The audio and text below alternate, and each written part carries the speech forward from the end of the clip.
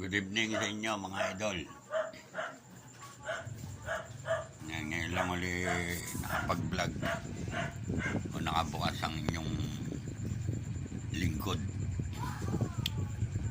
Kasi hindi ko madala yung cellphone ko sa trabaho kasi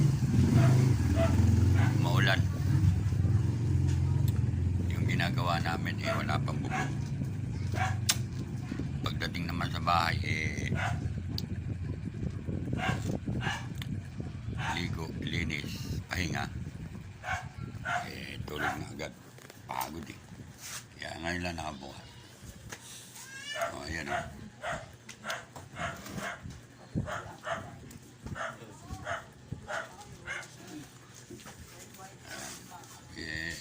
para magandang tulog yung tira ko nung nakaraan, tinira ko na ubos na. Habang tinatagay ko yan, siyempre ang pulutan ko diretso kain na kanin.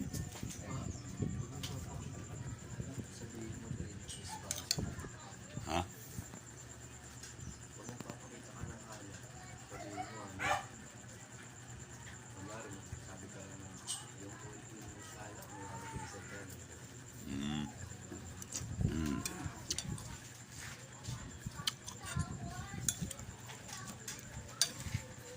Yan mga idol, yan po ay pampatulog lang.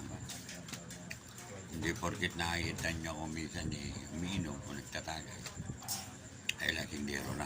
Hindi po. Tayo po ay may disiplina sa sarili. Kaya lahat ng umiinom na kailangan katamtaman lang.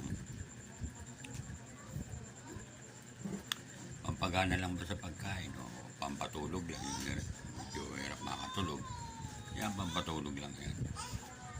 Huwag kayong masyadong mag-iinom ng maraming alak sa isang inuman. Kaya kailangan lang, mild lang, kasi ang alak yan po ay nakakasama sa kalusugan ng tao pag sobra, lalo na sa pag-iisip natin, kasi walang matalino at magaling na tao pagdating sa alak. Kaya ang payo ko lang sa inyo, gayahin nyo lang ako. Isang bote, mga ilang shot lang, o magaya nito, di kalahati lang.